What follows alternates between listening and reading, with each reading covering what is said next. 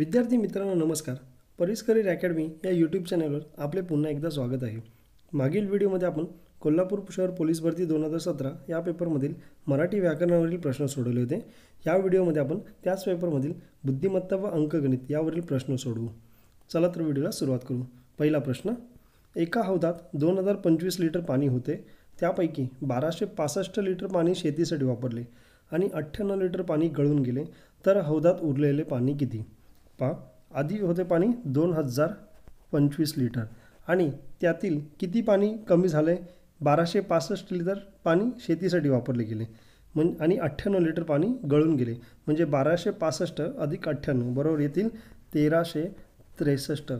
एवढं पाणी कमी झालेलं आहे. ते जर वजा केले तर आपल्याला हौदात उरलेले पाणी मिळेल. किती येईल? 5तून 3 गेले 2, 12तून 6 गेले 6 आणि 9तून 3 गेले 6, म्हणजे 662 लिटर पाणी शिल्लक राहिले. त्यानंतर पुढील प्रश्न, एका संख्येच्या 50% 50 वजा केले असता 50 उरतात, तर ती संख्या कोणती? आपल्याला दिलेलं आहे की एका संख्येच्या 50% 50% म्हणजे किती असतात? निम्मे असतात. म्हणजे समजा ती संख्या जर x असेल तर xच्या निम्मे म्हणजे x वजा 2 यातून 50 जर वजा केले तर किती येतात? हे 50 येतात, तर येतात 50. म्हणजे बघा, हे डावीकडील वजा 50 उजवीकडे गेले तर अधिक होतील. मग काय होईल? x/2 बरोबर 50 अधिक 50 किती झाले? 100 आणि छेदामधील 2 आहेत ते उजवीकडे येतील अंशामध्ये, म्हणजे x बरोबर किती येतील? तर 2 गुणिले 100, म्हणजे काय उत्तर येईल? पर्याय क्रमांक 4 200. त्यानंतर पुढील प्रश्न, 3चा घन वजा वर्गमुळात 144 बरोबर किती? 3चा घन आहे 27. 27मधून आपल्याला 144चं वर्गमूळ किती आहे? तर 12. 12चा वर्ग आहे 144, म्हणजेच 27 वजा 12 बरोबर किती येतील? 15. पर्याय क्रमांक 2 हे याचं उत्तर. त्यानंतर पुढील प्रश्न, 35 भागिले 100 बरोबर. आता बघा, 35 भागिले 100 म्हणजे काय आहे? 100मध्ये 2 शून्य आहेत. मग आपल्याला काय करावं लागेल? तर 35मध्ये या उजव्या बाजूने 1-2 अंकानंतर डावीकडे दशांश चिन्ह द्यावं लागेल, म्हणजे उत्तर येईल पर्याय क्रमांक 1 0.35. त्यानंतर पुढील प्रश्न, दर 2 मीटरवर एक खांब याप्रमाणे 60 मीटर अंतरावर किती खांब रोवता येतील? आता कुठून तरी सुरुवात करावी लागेल.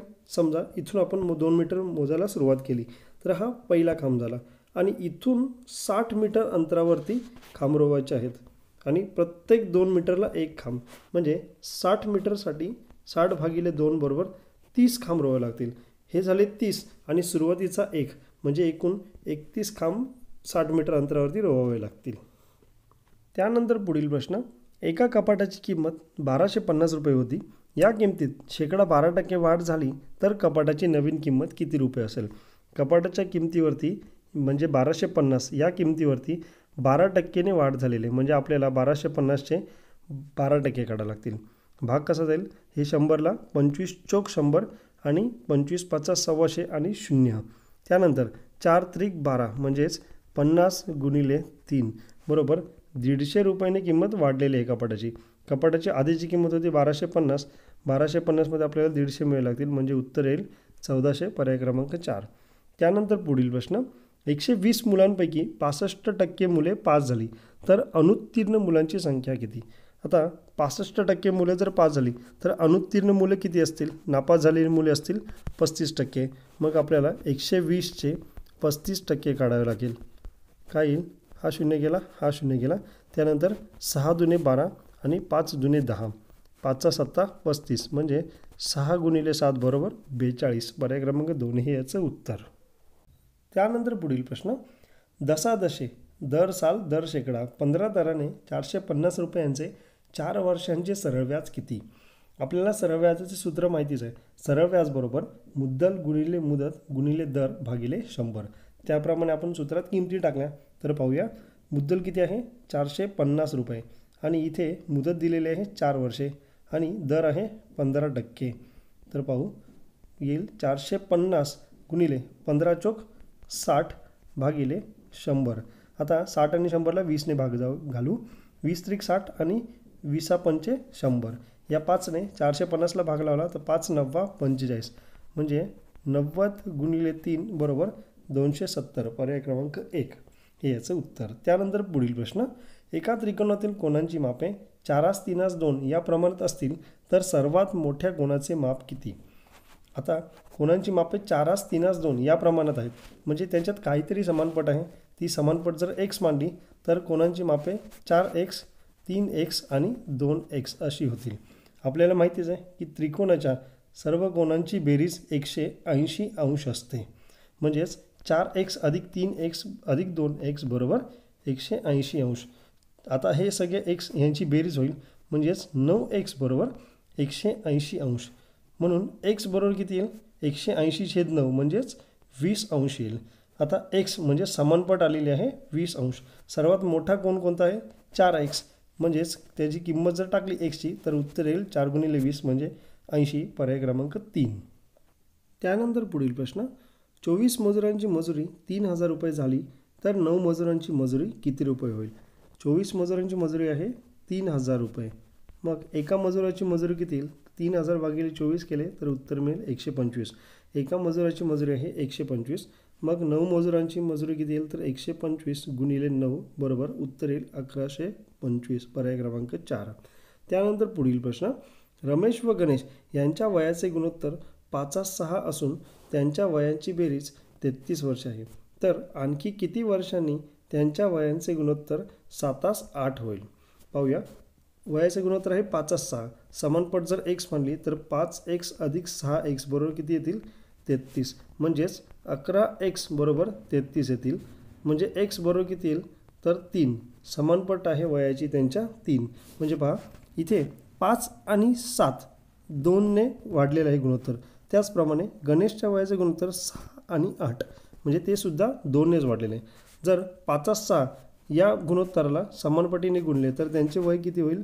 तर 5×15 आणि 6×18 हे त्यांचे वय आहे. आता इथे गुणोत्तर 2 समान याने वाढलेले आहे, त्याच्यामुळे आपण 7:8 या गुणोत्तराला देखील समानपटीने गुणू शकतो. म्हणजे त्यांचे वय किती होईल? तर 7×21 आणि 8×24 हे झाले त्यांचे काही वर्षानंतरचे गुणोत्तर. आता यामध्ये फरक किती आहे? तर 21मधून 15 वजा केले तर 6 मिळतील. त्याचप्रमाणे 24मधून 18 जर केले तर 6 मिळतील. म्हणजे हे जे गुणोत्तर आहे त्यांचे 21/24 म्हणजे 7:8 हे 6 वर्षानंतर मिळालेले आहे. म्हणून उत्तर येईल पर्याय क्रमांक 1. पुढील प्रश्न, 1/5, 2/7 आणि 15/9 यांचा लसावी किती? अपूर्णांक दिलेले आहेत. अपूर्णांकाचा लसावी बरोबर अंशाचा लसावी छेद छेदाचा मसावी. अंशामध्ये संख्या आहेत 1, 2 आणि 15. या संख्यांमध्ये सामायिक अवयव आहे फक्त एकच. आणि जेव्हा दिलेल्या संख्यांमध्ये 1 हाच फक्त सामायिक अवयव असतो तेव्हा त्यांचा लसावी म्हणजे त्यांचा गुणाकार असतो. म्हणजे 1 × 2 × 15 अंशाचा लसावी येईल 30. आता आपण काढू छेदाचा मसावी. मसावी बघा त्यासाठी संख्या आहेत 5, 7 आणि 9. या संख्यांमध्ये सुद्धा सामायिक अवयव आहे फक्त एकच. जेव्हा दिलेल्या संख्यांमध्ये सामायिक अवयव फक्त एकच असतो तेव्हा त्यांचा मसावी म्हणजे एकच असतो. म्हणून इथे 30/1 म्हणजेच येईल 30, पर्याय क्रमांक 1 याचे उत्तर. त्यानंतर पुढील प्रश्न, आपल्याला काही संख्या दिलेल्या आहेत दशांश अपूर्णांकामध्ये, त्यांचा आपल्याला काढायचा आहे मसावी. संख्या काय त्या पाहून घेऊ. 0.0012, त्यानंतर 1.6 आणि 2.8. या संख्या जर आपल्याला दशांश अपूर्णांकात नसत्या आणि पूर्णांकात दिल्या असत्या तर आपल्याला याचा मसावी काढणे सोपे गेले असते. तर आपण त्याप्रमाणे पाहूया. बघा इथे दशांश चिन्हानंतर सर्वात जास्त अंक कोणत्या संख्येमध्ये आहेत? तर या संख्येमध्ये किती अंक आहेत? 4 अंक आहेत.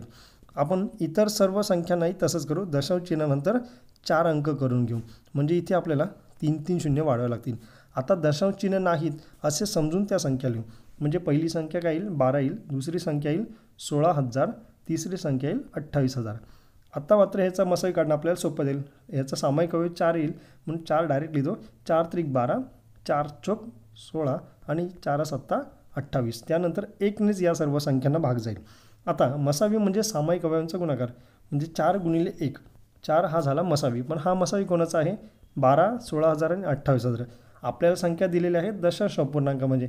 म्हणजे आपला मसावीसुद्धा दशांश अपूर्णांकामध्येच येईल. परंतु आपण मगाशी बघितलेलं आहे की दशांश चिन्हानंतर सर्व संख्या आपण दशांश चिन्हानंतर 4 अंक दिलेले आहेत सर्व संख्यांच्या पुढे. त्याचप्रमाणे आपल्या मसावीमध्ये सुद्धा दशांश चिन्हानंतर 4 अंक येतील. म्हणजे कसं येईल? 4, 0, 0, शून्य, आता दशांश चिन्ह येईल आणि येईल शून्य, म्हणजे 0.0004 पर्याय क्रमांक 4 हे याचे उत्तर. त्यानंतर पुढील प्रश्न, 900च्या 30%च्या 30% म्हणजे किती? 900च्या 30%च्या म्हणजे सरासरी आपल्याला गुणाकार करावा लागेल. 30%च्या 30% पाहूया. शून्याला हे शून्य निघून जातील आणि हे शून्य निघून जातील, म्हणजे काय राहील तर 9 गुणिले 3 गुणिले 3, 3 त्रिक 9 आणि 90 90 81, पर्याय क्रमांक 1 हेच उत्तर. त्यानंतर पुढील प्रश्न, एक वस्तू 750 रुपयास खरेदी केली व 840 रुपयास विकली तर शेकडा नफा किती? आता वस्तूची विक्री किंमत आहे 840, खरेदी किंमत आहे 750, म्हणजे इथे नफा झालेला आहे 90 रुपये. शेकडा नफा कसा काढतात तर शेकडा नफा बरोबर नफा झालेले 90 छेद खरेदी किंमत आहे 750 गुणिले 100. हा शून्य गेला, हा शून्य गेला, भाग लागेल 15चा, 15 सक 90 आणि 15 पाचे 75 आणि या 5ने 10ला, 5 दुने 10 म्हणजेच 6 गुणिले 2 बरोबर 12, पर्याय क्रमांक 1 हे याचे उत्तर. त्यानंतर पुढील प्रश्न, एका वर्गात 40 विद्यार्थ्यांच्या वयांची सरासरी 10 वर्ष आहे. त्यात शिक्षकाचे वय मिळवल्यानंतर सरासरी 11 होते, तर शिक्षकाचे वय किती? डायरेक्ट ट्रिकनुसार पाहूया. आधी विद्यार्थ्यांची संख्या होती 40, तेव्हा सरासरी होती 10.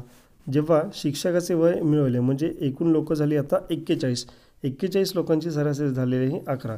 आपण फरक पाहूया. इथे एकूण संख्येतील फरक किती? 40 चे 41 झाले, म्हणजे 1ने वाढला. आणि इथे सरासरीचा फरक आपण पाहू. सरासरी 10 होती, नंतर 11 झाली, म्हणजे सरासरीसुद्धा 1ने वाढली. यासाठी सूत्र काय तर संख्येतील फरक म्हणजे लोकसंख्येतील फरक गुणिले जुनी सरासरी अधिक सरासरीतील फरक गुणिले नवीन लोकसंख्या. सरासरीतील फरक आहे 1 गुणिले नवीन लोकसंख्या आहे 41. 10 गुणिले 1 केले तर 10 येतील आणि 41 गुणिले 1 म्हणजे 41च. 10 आणि 41 उत्तर येईल बेरीज 51, पर्याय क्रमांक 1. इथे गुणाकार आणि बेरीज अशीही करू शकता. 40 गुणिले 1 बघा, 40 गुणिले 1 अधिक 11 गुणिले 1. 40 गुणिले 1 येतील 40 आणि 11 गुणिले 1 येतील 11, म्हणजे बेरीज येईल 51च. त्यानंतर पुढील प्रश्न, एक गाडी 5 तासात 400 किलोमीटर अंतर पुढे जाते, तर त्याच वेगात ती गाडी 7 तासात किती अंतर पुढे जाईल?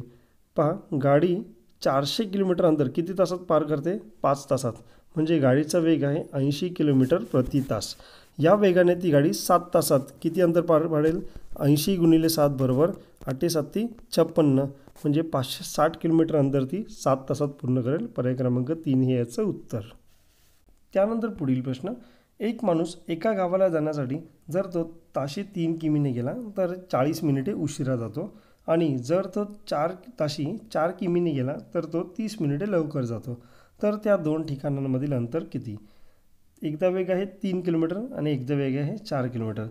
आपण त्याचप्रमाणे घेऊ 3 आणि 4. समजा 12 किलोमीटर अंतर असते. 12 किलोमीटर का घेतले? यांचा केला सरळ गुणाकार, 3 चौक 12. तर समजा जर 12 किलोमीटर अंतर असते तर या 12 किलोमीटर अंतरासाठी त्याला ताशी 3 किलोमीटर या वेगाने किती तास लागतील? 4 तास लागतील.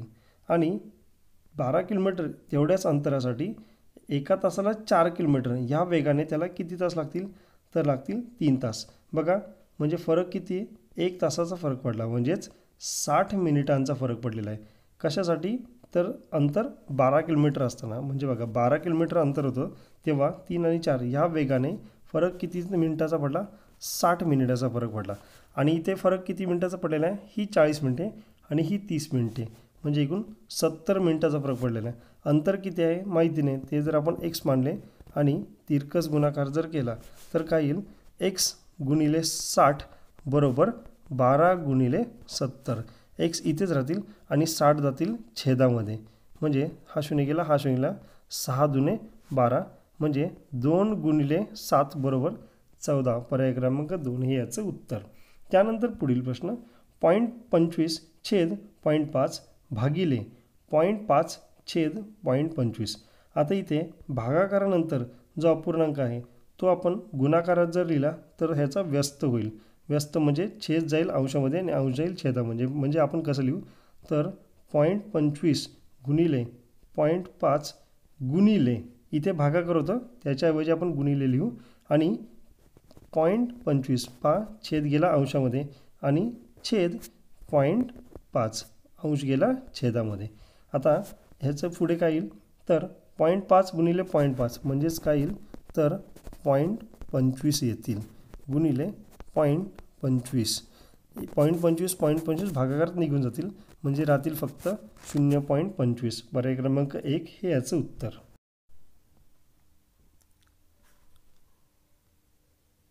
त्यानंतर पुढील प्रश्न 1.1/2 भागिले 3.3/5 बरोबर किती. इथे दिलेले आहेत पूर्णांक युक्त अपूर्णांक. 1.1/2 म्हणजेच किती आहे 1 अधिक 1/2 म्हणजे बे 1 बे आणि अधिक 1 म्हणजे 3/2. त्याचप्रमाणे 3.3/5 म्हणजेच 3 अधिक 3/5. 5×3 = 15 आणि 15 अधिक 3 18/5 होतील. इथे थोडक्यात आपल्याला दिलेलं आहे की 3/2 भागिले 18/5. मागील उदाहरणाप्रमाणेच इथे भागाकाराचं चिन्ह आहे. तर जेव्हा गुणाकाराचं चिन्ह इथे येईल तेव्हा हा अपूर्णांक आहे तो व्यस्त होऊन जाईल. म्हणजेच 3/2 गुणिले 5/18. 3ने भाग जातो आहे 3×18 बरोबर 5/6 गुणिले 2 म्हणजेच येतील 12. उत्तर येईल पर्याय क्रमांक 1. त्यानंतर पुढील प्रश्न 1 सेंटीमीटर बरोबर किती किलोमीटर. आता 1 किलोमीटर बरोबर किती 1,00,000 सेंटीमीटर होतात.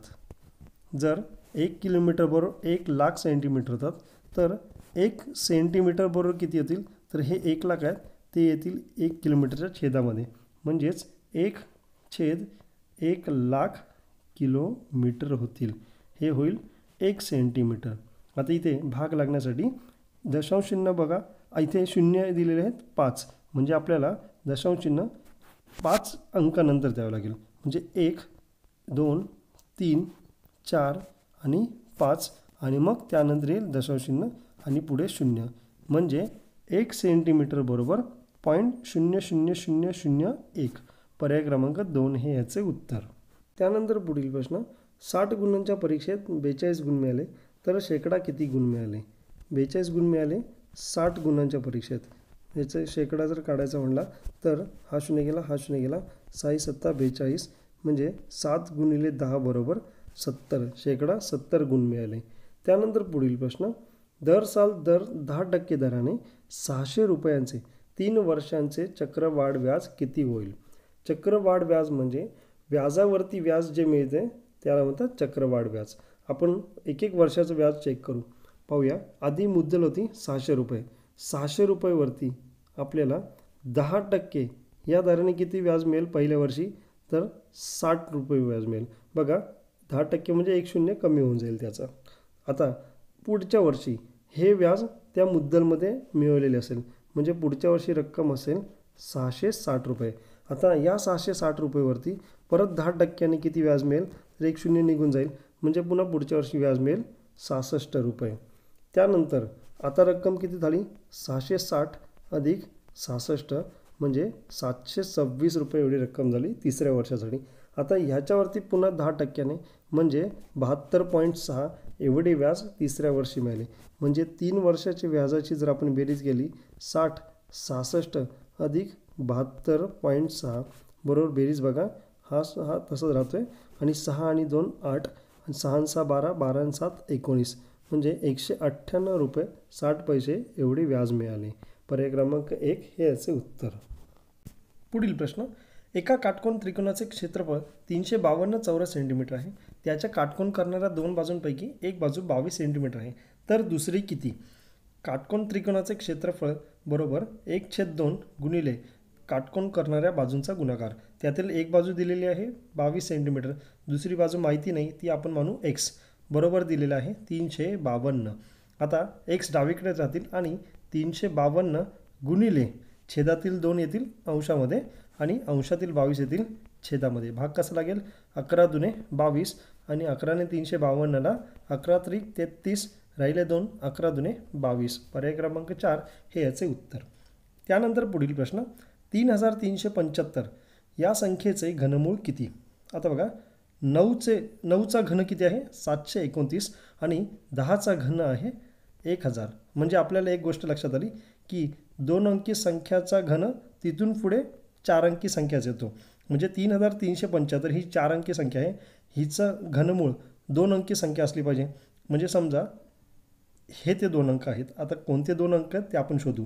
तर गट कसे पाडायचे? 3375.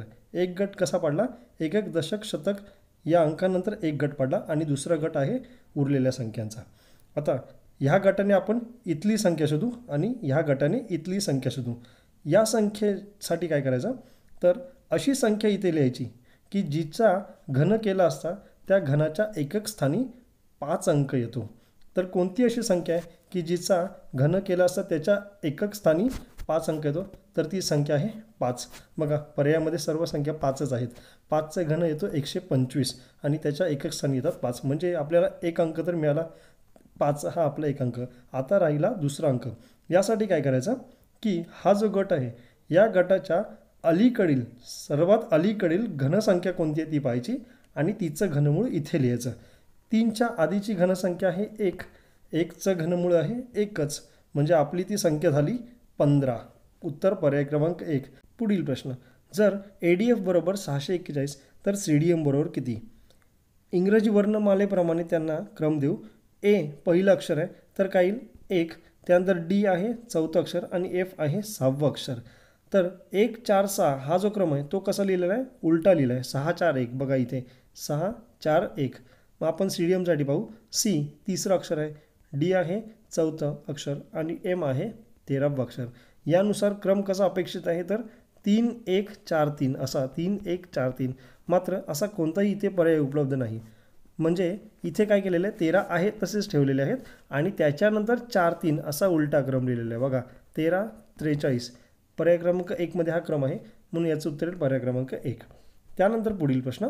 खालीलपैकी कोणती संख्या इतर संख्यांसारखी नाही? पर्याय दिलेले आहेत 142 811 241 आणि 621.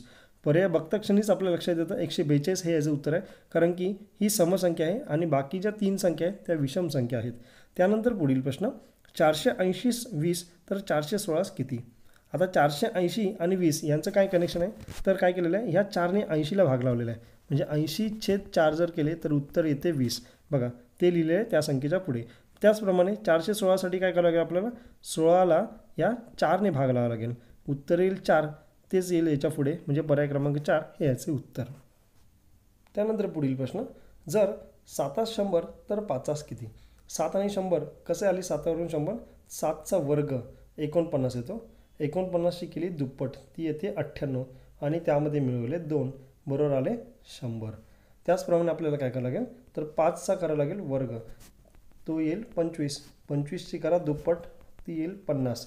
त्यामध्ये अधिक 2 करा उत्तर मिळेल 52 पर्याय क्रमांक 1. त्यानंतर पुढील प्रश्न. जर D बरोबर 30 तर मून बरोबर किती? पाहूया. D इंग्रजी वर्णमालेमध्ये 4थं अक्षर आहे. E कितवं अक्षर आहे? तर 5वं अक्षर आहे आणि P आहे 16वं अक्षर. यांची बेरीज बघा किती आहे? 5 आणि 5 10 10 आणि 4 14 14 आणि 16 येईल 30. म्हणजे यांची बेरीज केल्यानंतर आपल्याला 30 मिळाले. मग त्याप्रमाणे मूनसाठी काय येईल? मून M आहे 13वं अक्षर. त्यानंतर O आहे 15वं अक्षर आणि पुढे सुद्धा O आहे ते सुद्धा आहे 15वं अक्षर आणि N जे अक्षर आहे ते आहे 14वं. यांची जर बेरीज केली तर 15 दुने 30 आणि 60 3 वजा 57 बेरीज येईल यांची. पर्याय क्रमांक 2 हे याचे उत्तर. त्यानंतर पुढील प्रश्न. पुढील संख्या मालिकेत प्रश्नचिन्हाच्या जागी येणारी संख्या कोणती? आपल्याला संख्या मालिका दिली आहे त्यांचा क्रम पाहू कसा. 13मध्ये आपल्याला काय करावं लागेल? 14 मिळवले तर 27 मिळतील. त्यानंतर 27मध्ये 15 मिळवले तर 42 मिळतील. 42मध्ये 16 मिळाल्यानंतर 58 येतील. 58मध्ये 17 मिळाल्यानंतर 75 येतील. मग आता आपल्याला काय करावं लागेल? 75मध्ये 18 मिळवावे लागतील. उत्तर येईल 93 पर्याय क्रमांक 2. पुढील प्रश्न. इथे आपल्याला पुन्हा एक संख्या मालिका दिलेली आहे. बघा 2 4 7 11 आणि 16 आणि पुढे आहे प्रश्नचिन्ह. 2मध्ये 2 मिळवले 4 मिळाले. 4मध्ये 3 मिळवले 7 मिळाले. 7मध्ये 4 मिळवले 11. 11मध्ये 5 मिळवले 16. आता 16मध्ये आपल्याला 6 मिळवावे लागतील म्हणजे उत्तर येईल 22 पर्याय क्रमांक 4. त्यानंतर पुढील प्रश्न. CBSE बरोबर BARD दिलेलं आहे तर NCERT तर प्रश्नचिन्ह दिलेलं आहे पुढे. आता CBSEवरून BARD शब्द कसा आला? Cच्या आधीचं अक्षर आहे B, Bच्या आधीचं अक्षर आहे A, Sच्या आधीचं अक्षर R आणि Eच्या आधीचं अक्षर D. म्हणजे प्रत्येक अक्षराच्या आधीचं अक्षर पुढील गटात आहे, म्हणजे एनच्या आधीचं अक्षर कोणतं येईल तर एम येईल, च्या आधीचं अक्षर येईल बी, ईच्या आधीचं अक्षर कोणतं येईल डी, आरच्या आधीचं अक्षर येईल क्यू आणि टीच्या आधीचं अक्षर येईल एस, म्हणजे एम बी डी क्यू एस. पर्याय क्रमांक 2 हे याचे उत्तर. त्यानंतर पुढील प्रश्न 216 36 तर 729 किती. 216 घनसंख्या आहे, कशाचा घन आहे तर 6चा घन आहे 216 आणि 36 हा 6चा वर्ग आहे. म्हणजे बघा आधी लिहिले घनसंख्या आणि त्यानंतर त्याच संख्येचा वर्ग पुढे दिलेला आहे. म्हणजे 729 कशाचा घन आहे तर तो आहे घन 9चा. मग आपल्याला पुढे 9चा वर्गच लिहावा लागेल, म्हणजे 9चा वर्ग किती आहे 81. पर्याय क्रमांक 4 हे याचे उत्तर. त्यानंतर पुढील प्रश्न खालीलपैकी कोणती संख्या आरशात सारखीच दिसेल. आपल्याला 4 पर्याय दिलेले आहेत, चारही पर्याय आपण तपासून पाहू. त्याआधी एक सांगतो, पर्यायामध्ये 1 हा जो अंक आहे हा असा न गृहीत धरता असा समजावा. आता पाहूया पहिला पर्याय. पहिल्या पर्यायामध्ये आरसा जर आपण इथे धरला तर कसा दिसेल, आपल्याला ही संख्या कशी दिसेल 1 8 0 1 आणि 8. बघा पर्यायामध्ये संख्या आहे 81,081, आरशामध्ये आपल्याला संख्या दिसेल 18,018. त्याच्यामुळे पर्याय क्रमांक 1 हे उत्तर होऊ शकणार नाही. त्यानंतर पुढील पर्याय पाहू. आरसा इथे धरल्यानंतर संख्या कशी दिसेल 8 1 0 1 आणि 8. बघा संख्या आहे 81,018, आरशामध्ये सुद्धा संख्या दिसते 81,018. पर्याय क्रमांक 2 हे याचं उत्तर. बाकीचे पर्याय तपासून पाहण्याची गरज नाही. त्यानंतर पुढील प्रश्न घड्याळात दर अर्ध्या तासाला एक टोल व प्रत्येक तासाला जितके टोल वाजले असतील तितके टोल पडतात, तर सकाळी 9:15 वाजल्यापासून सायंकाळी 4:45 वाजेपर्यंत किती टोल वाजतील. आता घड्याळामध्ये दर अर्ध्या तासाला एक, म्हणजे बघा आपल्याला सुरुवातीचा टाईम दिलेला आहे 9:15, म्हणजे 8:45 पासून तिथून पुढे जितके वाजले असतील तितके टोल घड्याळात पडतात. म्हणजे 9 वाजले तर 9 टोल पडतील, 10 वाजले तर 10 टोल, 11 वाजले तर 11, 12 वाजले तर 12, म्हणजे 1 2 3 4 आणि 5 येणार नाही, कारण इथे 4:45 पर्यंतच टायमिंग दिलेलं आहे. बघा सगळ्यांची बेरीज करू आपण. 9 वाजता 9 टोल, 10 वाजता 10, बेरीज केलं 11 9 20, 20 आणि 10 30, 30 आणि 10 12 42, 43 44 45 48 आणि 52. म्हणजे जितके वाजले तितके टोल जर पकडले तर एकूण ते टोल होतात 52. आता दर अर्ध्या तासाचे टोल पण आपल्याला मोजावे लागतील. दर अर्ध्या तासाचे म्हणजे किती वाजता 9:30 वाजता एक टोल पडेल, 10:30 वाजता, 11:30 वाजता, 12:30 वाजता आणि 1:30 वाजता. त्यानंतर पुढे 2:30 वाजता, 3:30 वाजता आणि 4:30 वाजता पुढे टोल पडणार नाही. टायमिंग आपल्याला 4:45 पर्यंत दिलेलं, म्हणजे किती टोल झाले 5 आणि 3 8 आणि पहिले होते 52. 52 अधिक 8 बरोबर होतील 60. पर्याय क्रमांक 3 हे याचे उत्तर. त्यानंतर पुढील प्रश्न विजोड शब्द ओळखा. पर्याय बघूया. QRS उलटा क्रम आहे, नंतर IJK हा सुद्धा उलटा क्रम आहे, परंतु FGH हा सरळ क्रम आहे आणि XYZ म्हणजे विजोड शब्द कोणता येईल पर्याय क्रमांक 3, ज्याचा क्रम फक्त सरळ आहे, बाकीचे सर्व क्रम उलटे आहेत. त्यानंतर पुढील प्रश्न A बरोबर 1, B बरोबर 2, C बरोबर 3, Z बरोबर 24 तर बॉय शब्द कसा लिहाल. बघा इंग्रजी वर्णमालेत जे अक्षर जितक्या क्रमांकावर येतं तितका त्याला अंक दिलेला आहे. म्हणजे B कितवं अक्षर आहे दुसरं, त्यानंतर O कितवं अक्षर आहे 15वे आणि Y हे अक्षर आहे 25वे, म्हणजे 2 15 25. बघा पर्याय क्रमांक 4 हे याचे उत्तर.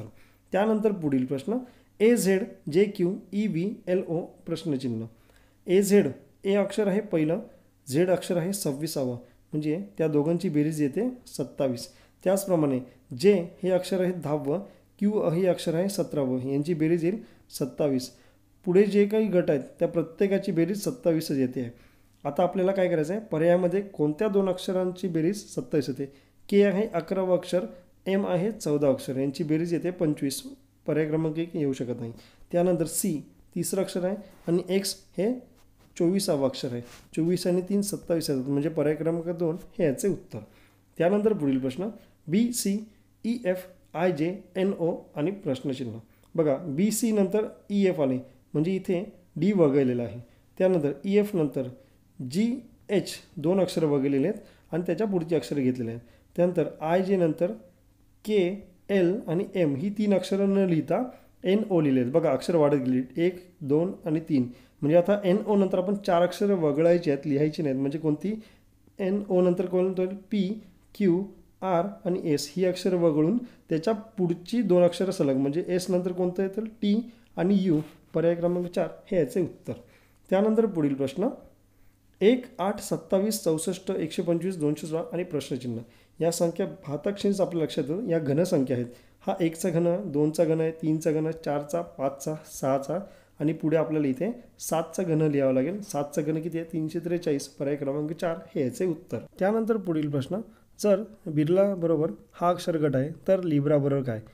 इथे पहा बिर्ला आणि जो पुढे अक्षर गट आहे त्यासाठी काय कनेक्शन आहे पाहूया. एम वाय एक्स टी आणि बी. पहा बीसाठी एम आहे, आयसाठी वाय आहे आणि आरसाठी एक्स, एलसाठी टी आणि एसाठी बी. आता आपल्याला लिहायचं आहे लिब्रा या अक्षर गटासाठी. एलसाठी काय लिहिलेलं आहे? एलसाठी आहे टी, आयसाठी आहे वाय आणि बीसाठी आहे एम आणि आरसाठी एक्स आणि एसाठी आहे बी. तर पाहूया टी वाय एम एक्स बी पर्याय क्रमांक 1 हे याचे उत्तर. त्यानंतर पुढील प्रश्न सीस आय तर ई बरोबर प्रश्नचिन्ह. सी नंतर आय कसं आलं तर सीच्या पुढील 6वे अक्षर आय. सी नंतर बघा डी, ई, एफ, जी आणि एच ही अक्षर सोडून त्याच्या पुढचं अक्षर म्हणजे 6वं अक्षर घेतलेलं आहे आय. त्याप्रमाणे आपल्याला ईच्या पुढचं 6वं अक्षर म्हणजे एफ, जी, एच, आय आणि जे ही अक्षरं सोडून त्याच्या पुढचं अक्षर आपल्याला घ्यावं लागेल के. तेल पर्याय क्रमांक 2. त्यानंतर पुढील प्रश्न ही आपल्याला अक्षरमाला दिलेली आहे. यामध्ये गॉड हा शब्द किती वेळेस आला आहे ते पाहायचं आहे. काय करूया जी कुठे कुठे आहे ते पाहू. बघा इथे जी नंतर ओ, जी ओ डी गॉड इथे एकदा आलेलं आहे. त्यानंतर पुढे जी इथे आलेलं आहे पण इथे जी डबल ओ आलेलं त्यामुळे नाही. त्यानंतर पुढे जी इथे आहे, जीच्या नंतर हा बघा 2दा. त्यानंतर पुढे इथे जी आहे, जीच्या पुढे गॉड आहे 3दा आणि पुन्हा एकदा जी ओ डी गॉड इथे आलेलं आहे 4 वेळा.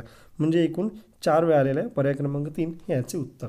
त्यानंतर पुढील प्रश्न 16.5 प्रश्नचिन्ह 11.5 9 6.5 आणि 4. आता इथे प्रश्नचिन्हाच्या जागी येणारी संख्या शोधायची आहे. बघा 4मध्ये जर आपण 2.5 मिळवले तर आपल्याला 6.5 मिळतात. त्याचप्रमाणे 6.5मध्ये म्हणजे 6.5मध्ये 2.5 मिळवले तर आपल्याला 9 मिळतील. त्यानंतर 9मध्ये जर 2.5 मिळवले तर 11.5 येतात. आता 11.5मध्ये आपल्याला 2.5 मिळवावे लागतील. 11.5 अधिक 2.5 जर केले तर उत्तर येईल 14. पर्याय क्रमांक 3 हे याचे उत्तर. त्यानंतर पुढील प्रश्न 3, 10, 29, 66 आणि प्रश्नचिन्ह. या प्रकारच्या प्रश्नांसाठी आपले वर्ग आणि घन जर पाठ असतील तर याची उत्तरे पटकन निघतात. पहा 3, 10, 29, 66 या घनसंख्येच्या जवळच्या संख्यात तर कशा आल्या त्या पाहूया. 3 कसे आले तर 1चा घन अधिक 2. 1चा घन आहे 1च, 1 अधिक 2 आले 3. त्यानंतर 10 कसे आले 2चा घन अधिक 2. 2चा घन आहे 8. 8 अधिक 2 जर केले तर 10. 29साठी 3चा घन आहे 27. त्यामध्ये अधिक 2 केले 29. आणि 66साठी 4चा घन अधिक 2. 4चा घन 64 अधिक 2 केले तर 66 मिळतात. आता पुढे काय करावं लागेल आपल्याला 5चा घन. बघा 1चा 2चा 3चा 4चा म्हणजे 5चा घन अधिक 2. 5चा घन आहे 125. 125 अधिक 2 बरोबर 127. त्यानंतर पुढील प्रश्न 10, 21, 43, 87, 175 आणि प्रश्नचिन्ह. यातील आपण फरक लक्षात घेऊ. 10 आणि 21 यामध्ये फरक आहे 11चा. 21 आणि 43 यामध्ये फरक आहे 22चा. त्यानंतर पुढील 2 संख्यांमध्ये फरक आहे 44चा. त्याच्यानंतर 87 आणि 115मध्ये फरक आहे 88चा. बघा फरक दुपटीने वाढत चालला. 11, 22, 44, 88 म्हणजे आता पुढील फरक 175 आणि त्याच्या पुढची संख्या यामध्ये फरक कितीचा पाहिजे 88ची दुप्पट येते 176. म्हणजे 175 आणि 176 यांची बेरीज केली तर इथे 351 येतील. पर्याय क्रमांक 3 याचे उत्तर. त्यानंतर पुढील प्रश्न बँड हा शब्द ABME असा लिहिल्यास स्टॉप हा शब्द कसा लिहाल पाहूया आपण. BAN आणि D हा शब्द असा लिहिलेला आहे ABM आणि E. त्याचप्रमाणे आपण स्टॉप शब्द लिहून पाहू. STO आणि P. बघा A नंतर येतो B त्यामुळे इथे S कशानंतर येईल R नंतर येतो S. त्यानंतर A नंतर येतो B इथे T नंतर येणार OPQRSTU. त्यानंतर M नंतर येतो N म्हणजे इथे ओच्या कसा आला तर इथे N नंतर येतो O आणि D नंतर येतो E म्हणजे इथं P नंतर येतो Q. उत्तर येईल पर्याय क्रमांक 3 RUNQ. त्यानंतर पुढील प्रश्न पुढील संख्या मालिका पूर्ण करा. 52, 48, 45 प्रश्नचिन्ह आणि इथे 42 दिलेले आहेत. आता बघा 52मधून 4 जर वजा केले तर 48 येतात. 48मधून 3 वजा केले तर 45 येतात. म्हणजे हा फरक जो आहे तो कमी कमी होत चालला आहे. 4, 3 आता इथे 2चा फरक पाहिजे. 45मधून 2 वजा केले तर उत्तर येईल 43. पर्याय क्रमांक 3 हे याचे उत्तर. त्यानंतर पुढील प्रश्न, जर ए म्हणजे बी, बी म्हणजे सी व सी म्हणजे डी तर CAB हा शब्द कसा लिहाल. आपल्याला शब्द लिहायचा आहे CAB. पहा ए म्हणजे दिलेला आहे बी, लिहूया ए म्हणजे बी, बी म्हणजे सी, बी म्हणजे सी आणि सी म्हणजे डी, सी म्हणजे डी. तर पहा CAB हा शब्द DBC असा लिहिता येईल. पर्याय क्रमांक 1 हे याचे उत्तर. अशा प्रकारे या पेपरमधील अंकगणित व बुद्धिमत्ता यावरील प्रश्न आपण सोडवलेले आहेत. या आधीच्या व्हिडिओमध्ये आपण याच पेपरमधील मराठी व्याकरणावरील प्रश्न पाहिलेले आहेत. प्लेलिस्टमध्ये तुम्ही वेगवेगळ्या जिल्ह्यांच्या प्रश्नपत्रिका पाहू शकता. व्हिडिओ आवडल्यास लाईक व शेअर करा. तसेच चॅनेलला सबस्क्राईब करून बेल आयकॉनवर क्लिक करा. म्हणजे येणारा पुढील कोणताच व्हिडिओ तुम्ही मिस करणार नाही. धन्यवाद.